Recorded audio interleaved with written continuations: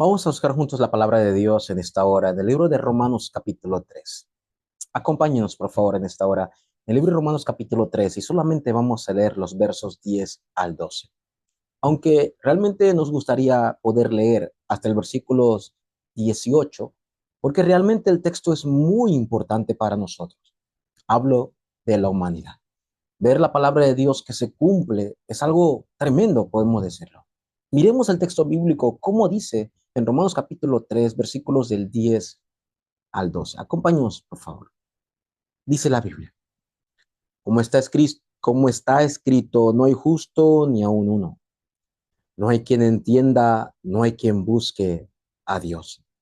Todos se desviaron, a unas se hicieron inútiles, no hay quien hagan lo bueno, no hay ni siquiera uno. Permítame leer más adelante. Sepulcro abierto es su garganta. Con su lengua engaña, veneno de áspides hay debajo de sus labios.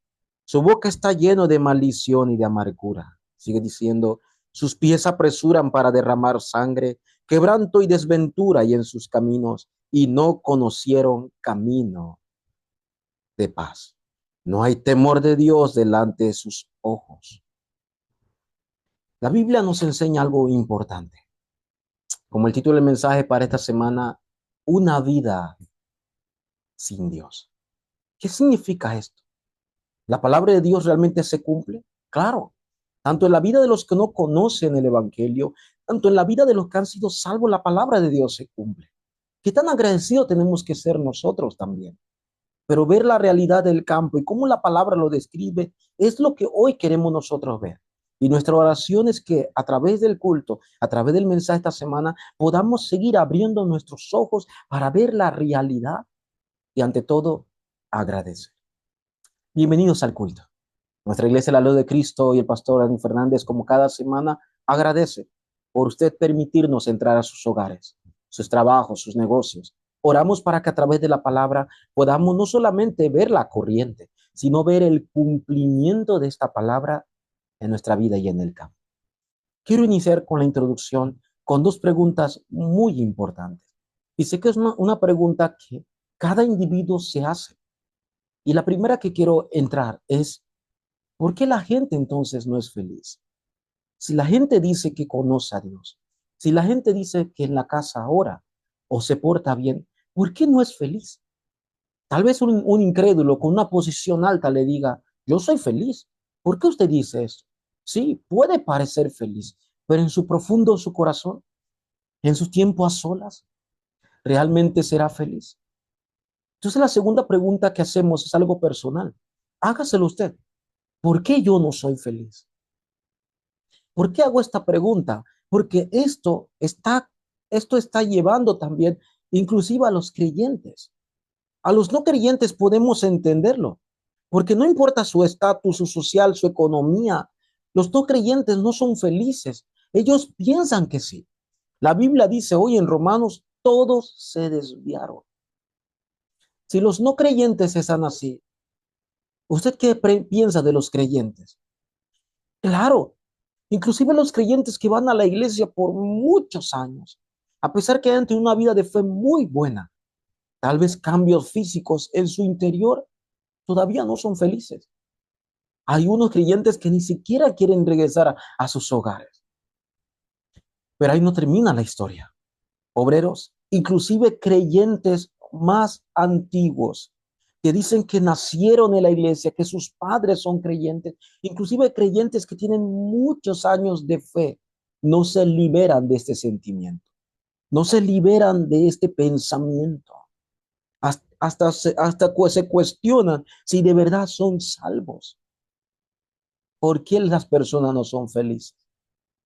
¿Por qué no soy feliz? Y déjeme decirle algo importante en esa introducción. Esos problemas no surgieron cuando usted nació. Estos problemas no surgieron porque usted hizo algo antes de conocer el Evangelio. La Biblia habla de este problema desde el Antiguo Testamento. La Biblia nos da la respuesta desde tiempos antiguos y cómo la palabra de Dios se ha cumplido hasta el día de hoy. Y la palabra de Dios nos muestra el estado espiritual real del ser humano que está sin Dios. Una vida sin Dios debe ser una vida de desastre, ¿verdad? ¿Qué dice la Biblia realmente? Una vida sin Dios, una vida infeliz, es una vida sin economía. Pareciera. Claro que la economía es importante, pero realmente es lo que dice la Biblia. Primero, lo primero que nosotros tenemos que ver a través de esta semana es el cumplimiento de la palabra. Realmente, cómo tus ojos se abren. Permítame decir esto. Cuando estoy en el campo y cuando estoy en los lugares preparando el mensaje, viendo la situación de las personas y viendo las personas cómo están sufriendo, yo me percato, Dios, realmente su palabra se cumple. Obreros, abran sus ojos. El mismo David en el Antiguo Testamento confesó.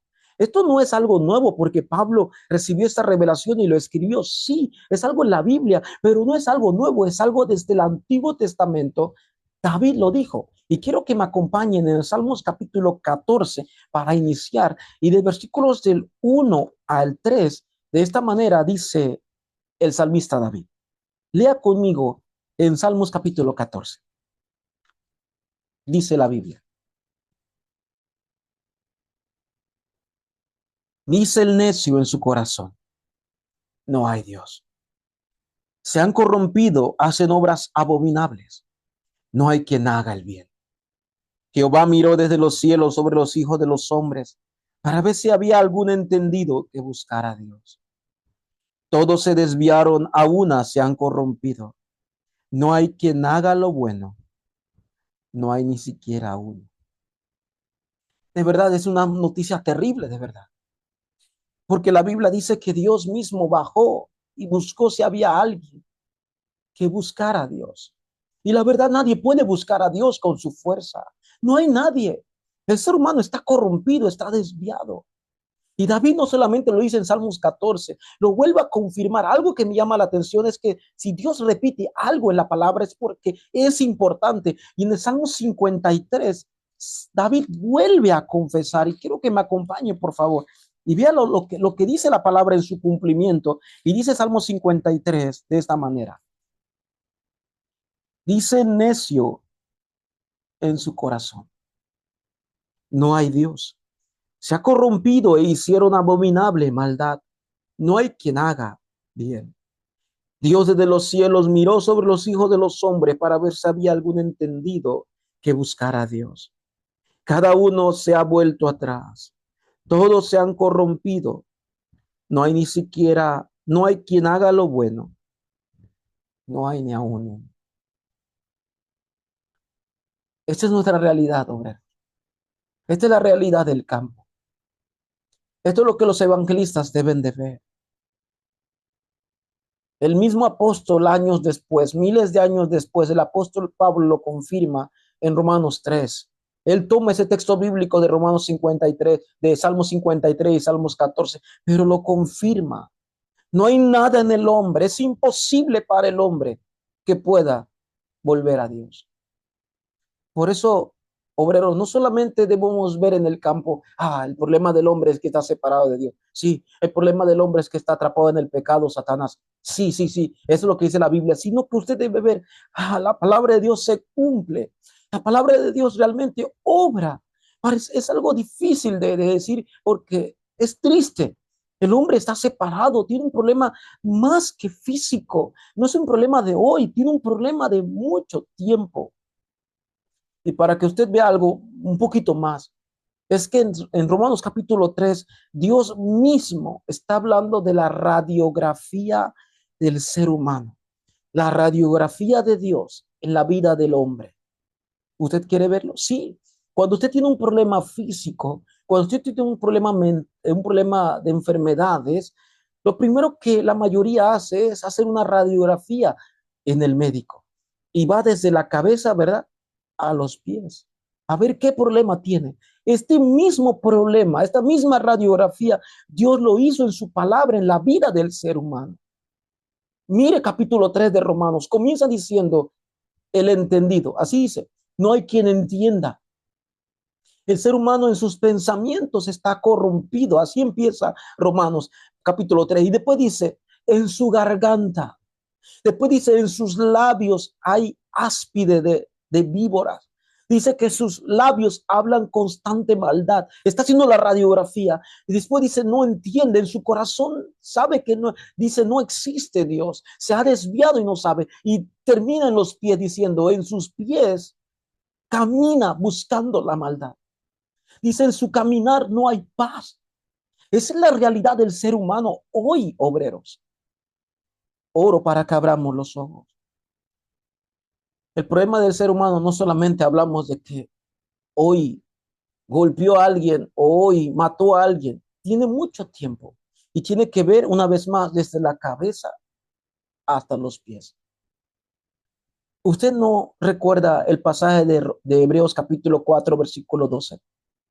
En el inicio del pasaje, el escritor de Hebreos dice, la palabra de Dios es viva. Es lo que yo puedo ver ahora. La palabra de Dios no es un conocimiento más que tengo que adquirir o solamente un estudio, es viva y eficaz. ¿Por qué es viva? Porque el autor es Dios viviente. ¿Y por qué es eficaz? Porque se cumple. Hoy lo que estoy diciendo es una mala noticia, sí, pero es la realidad del cumplimiento de la palabra. Oro para que ya no estemos sorprendidos. ¿Por qué el ser humano es tan depravado? ¿Por qué el ser humano vive de esta manera? Es porque la Biblia lo dice. El ser humano, desde el acontecimiento de Génesis, vive desviado. Por eso lo segundo que quiero decir hoy. ¿Usted cree que exista una vida feliz en esta tierra? Viendo la radiografía de Dios. Una vida sin Dios es una vida infeliz. Vamos a hacer esta ilustración, hombre. El pez. El pez, ¿dónde tiene la vida? El pez, por decirlo así, ¿dónde es feliz el pez? ¿En su cama? ¿Viendo películas? ¿Teniendo un buen vestido? ¿Viviendo bien en la tierra y comiendo como usted? No. El pez únicamente tiene vida y únicamente es feliz junto junto al mar. Ese es todo el principio de vida que necesita el pez. Sin eso, el pez es infeliz. Vamos a ponerlo de esta manera. Cuando usted saca el pez del agua, ¿sabe cómo se ve? ¿Usted ha pescado alguna vez? El pez abre sus ojos de una manera increíble porque está buscando su vida, el agua. Comienza a abrir la boca al punto que comienza a cansarse. Esa es la vida del hombre también. El árbol. ¿Dónde el árbol tiene la vida? ¿Dónde el árbol puede dar fruto? ¿Dónde? Volando, caminando. El árbol no solamente necesita una cosa, la tierra, estar junto a la tierra.